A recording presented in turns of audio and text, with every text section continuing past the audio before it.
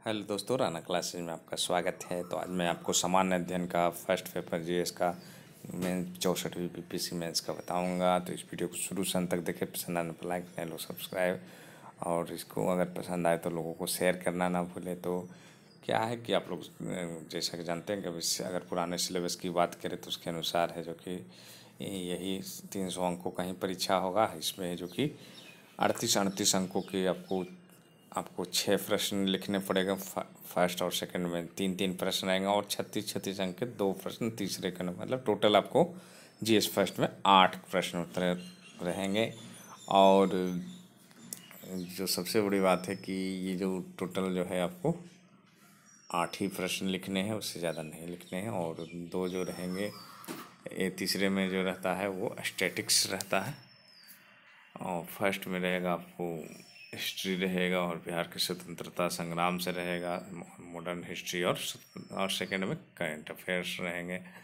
तो और शब्दों की संख्या जहाँ तक बात है कि 300 से 500 शब्द के अंदर ही लिखें। तो पहला जो क्वेश्चन है वो है, रविन्द्रनाथ टैगोर के सामाजिक तथा सांस्कृतिक विचारों की महत्ता पर प्रकाश डाले। तो describe the social and cultural significance of the ideas of Rabindranath Tagore. ये इम्पोर्टेंट इसलिए है क्योंकि आप देखे होंगे कि 63 में ये क्वेश्चन अभी नहीं आया था, तो उसकी संभावना काफ़ी है। तो दूसरा क्वेश्चन जो है वो आपको पाल कला के विशिष्ट लक्षणों एवं विशेषताओं का वर्णन करें, क्योंकि पटना और मौर्य कंटिन्यू चल रहा है। पाल बहुत दिनों से, बहुत सालों से जो कि नहीं आया परीक्षा में, तो इसकी संभावना भी काफ़ी अधिक है। तो give the specific character and feature of Pal art in Bihar, मतलब इसका है जो कि आपको विशिष्ट लक्षण और विशेषताओं को ही बताना है। और जितना आप स्पेशल जो नॉर्मल है उसको आप अगर छोड़ भी दें इसमें पाल कला में, तो आपको नंबर मिलेगा। फिर तीसरा, संथाल विद्रोह ब्रिटिश औपनिवेशिक शासन को उखाड़ फेंकने के लिए प्रथम संगठित प्रयास था। इस कथन की सार्थकता को सिद्ध कीजिए। Santhal uprising provide model of popular armed resistance against British colonialism in India explain करना है आपको। मतलब ये जो उस समय का जो औपनिवेशिक शासन था, ये आपको प्रूव करना पड़ेगा कि ये पहला था। इससे पहले जो भी हुए थे जो आंदोलन इस तरह के, चाहे आदिवासी विद्रोह हो चाहे और कोई विद्रोह, वो यही है जो कि पहला ऐसा था जिसका संगठन प्रयास है। आपको प्रूफ जितना आप इसके बारे में आप लिखेंगे तो ज़्यादा होगा। ऐसा नहीं कि सिर्फ संथाल विद्रोह के कारण और परिणाम सिर्फ लिखने से नहीं होगा। आपको मेनली है कि इसको उखाड़ फेंकने में इसने जो कि यही एक प्रयास था, ये दिखाना और इसकी सार्थकता को सिद्ध करने संबंध में लिखना है। चौथा प्रश्न है, बिहार के विशेष संदर्भ में असहयोग आंदोलन के स्वरूप और विस्तार का विश्लेषण करें। Analyse the nature and expression of non cooperation movement in specific reference of Bihar. तो आपको बिहार के संदर्भ में लिखना है, ऐसा नहीं कि आपने नेशनल में दे दिया और बिहार से संबंधित एक भी मटेरियल।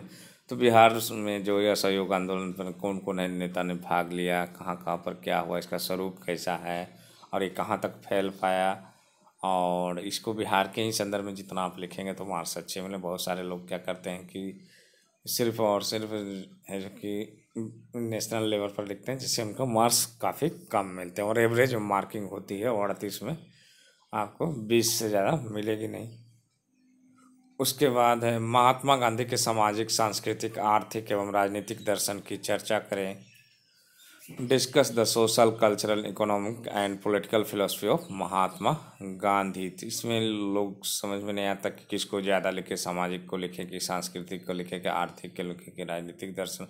तो आपको क्या करना है, एक पॉइंट बांट लेना कि इससे ज़्यादा नहीं लिखना, और सारे सेक्शन में आपको जो चारों सेक्शन है दर्शन के उसको चर्चा करना है। और थोड़ा ही सा करें, पॉइंट वाइज करें या स्पेसिफिक चीज़ों को ही लिखें। ऐसा नहीं कि किसी में आप बह न जाएं आवेश में आकर।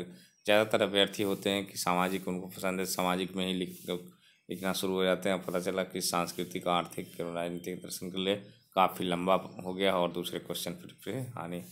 फिर छठा प्रश्न, बिहार से प्रारंभ हुए कृषक आंदोलन को स्वामी सहजानंद सरस्वती ने इसे किस प्रकार राष्ट्रव्यापी आंदोलन में तब्दील कर लिया, आलोचनात्मक परीक्षण कीजिए।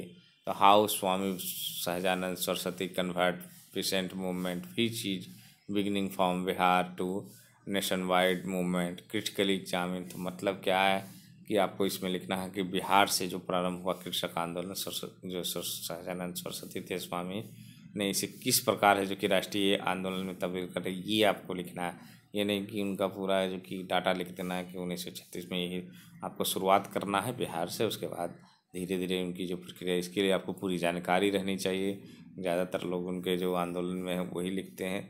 और क्रिटिकली इसको एग्जामिन भी करना है तो आपको शुरू से अंत तक इसके बारे में पूरा जानना पड़ेगा। कृषक आंदोलन खासकर स्वामी सहजानंद सरस्वती ने कहाँ शुरू किया, उनकी पूरी जीवनी भी पढ़नी पड़ेगी, जानना पड़ेगा उसके लिए।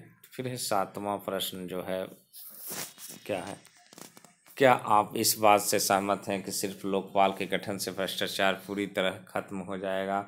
उसके पक्ष या और विपक्ष में तर्क प्रस्तुत करें। तो आप लोग जानते हैं कि लोकपाल का गठन कर दिया गया है और नए जो कि उनके चुन भी लिए गए हैं, उनके जो है तो CEO जो भी होते हैं वो उनको इसके पक्ष में और विपक्ष में तर्क प्रस्तुत करें। तो आप लोगों ने देखा होगा कि लोकपाल तो जरूर गठन हो गया, लेकिन पॉलिटिकली अगर देखें तो पूरा जो सारा अलग है जो, क्योंकि भारत एक लोकतांत्रिक देश है तो इलेक्शन पर कोई खास न्यूज़ नहीं है कि लोकपाल का गठन हो गया। तो क्या ये असर पड़ेगा या ऐसे ही एक भी अन्य आयोगों की तरह ये भी खोखला हो जाएगा? और भ्रष्टाचार पर खासकर आपको लिखना है कि भ्रष्टाचार क्या ख़त्म हो जाएगा या ये भी सारे आयोगों की तरह भी है जो कि केंद्र सरकार या राज्य सरकार का गुलाम हो जाएगा। तो यही सब लिखना है आपको। फिर 8वां है ट्रैक टू डिप्लोमेसी क्या है? क्या आपको लगता है कि ट्रैक टू डिप्लोमेसी के माध्यम से भारत पाक के संबंध में सुधार आ सकता है? तो इसके बारे में आपको लिखना है। भारत और पाकिस्तान के संबंध में ही आजकल कंटिन्यू पूछ रहा है, जबकि लोग सोचते हैं कि दूसरे देशों का परीक्षा में BPSC में पूछे, लेकिन ऐसा नहीं है। जनरली भारत पाकिस्तान ही चर्चा का विषय है। फिर है 9वां शिक्षा के अधिकार राइट टू एजुकेशन को लागू करने में क्या क्या कठिनाई सरकार के सम्मुख आ रही है? इन कठिनाइयों को दूर करने में सरकारें संवेदनशील क्यों नहीं है? आप शिक्षा का अधिकार को पूरी तरह से लागू करने हैं तो क्या सुझाव देना चाहेंगे? तो आप जान रहे हैं कि शिक्षा का अधिकार है जो कि सरकार है जो कि पूरी तरह लागू नहीं कर पा रही है, और ये सरकारें भी हैं, राज्य सरकारें चाहे कोई भी सरकारें हों, संवेदनशील बिल्कुल नहीं है। और अगर आप ही को बना दिया जाए कि शिक्षा मंत्री ऐसे, तो आप उसे देना है कि आपको क्या क्या आप सुझाव देंगे कि इससे जो कि सुधर जाए, या आपको सुझाव मांगा गया है। और एक ऐसा सुझाव होना चाहिए जो थोड़ा लीक से हट कर लगे और लगे कि इन्होंने जो कि मेहनत किया क्वेश्चन, तो आपको मार्क्स ज़्यादा मिलेंगे। फिर 10वां क्वेश्चन है सार्क, जिसको द चेस कहा जाता है, की अपेक्षा बिमस्टेक ने सदस्य देशों को एक बेहतर विकास मंच प्रदान किया है। कथन को स्पष्ट करते बताएं, यह भारत को विकास में कौन कौन से नए अवसर मुहैया करा सकता है? इस संगठन के समक्ष उपस्थित चुनौतियों पर भी चर्चा कीजिए।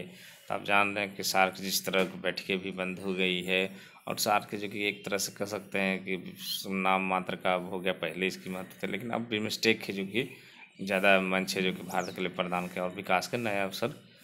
और बिमस्टेक को आपको लिखना है कि किस तरह है जो कि अवसर मुहैया करा सकता है और क्या क्या इसमें सुधार करना चाहिए, जिससे कि भारत को जो कि इस संगठन के समझ उपस्थित चुनौतियों पर भी और चुनौती क्या है इस पर भी आपको चर्चा करना है बिमस्टेक के बारे में।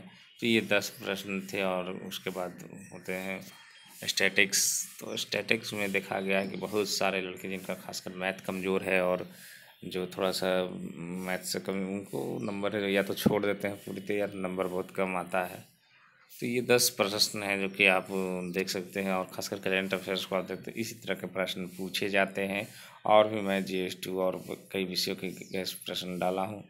और जहाँ तक बात है 65वीं BPSC प्री के लिए, तो जो लड़के 65वीं पे BPSC प्री भी देना चाहते हैं, क्योंकि ज़्यादातर लोग जो मेंस दे रहे हैं वो देंगे ही, क्योंकि इसमें है जो कि अगर अच्छे लड़के वो भी देंगे 65। उसका कारण ये है कि 64वीं में जो सीटें हैं वो मात्र लेवल 9 की, वो मात्र 200 के लगभग है।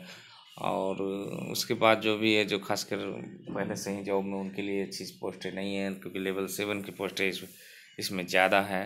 तो 65वीं के लिए आप हमारे चैनल पर प्रैक्टिस सेट चल रहा है, टेस्ट सीरीज भी चल रही है, उसको 34 सेट से जारी, उसको आप देखें तो करेंट अफेयर्स और बिहार स्पेशल है जो कि काफ़ी फ़ायदा करेगा। और मेन से संबंधित भी क्वेश्चन को मैं एनालाइज करके डाल रहा हूँ, और कोशिश करूँगा जो मैं गैस प्रश्न बताता हूँ उसका आंसर भी आपको बताऊँ, जिससे कि आपको काफ़ी लाभ हो मेंस में। और जहाँ तक मेंस की संभावना है डेट की, तो आज आप लोगों को पता ही है कि आज सत्याग्रह है, तो उस पर निर्भर करेगा कि ये डिले होगी या या फिर से रिजल्ट निकलेगी तो देखना होगा आज के पूरे घटनाक्रम को। तो इसी के साथ धन्यवाद।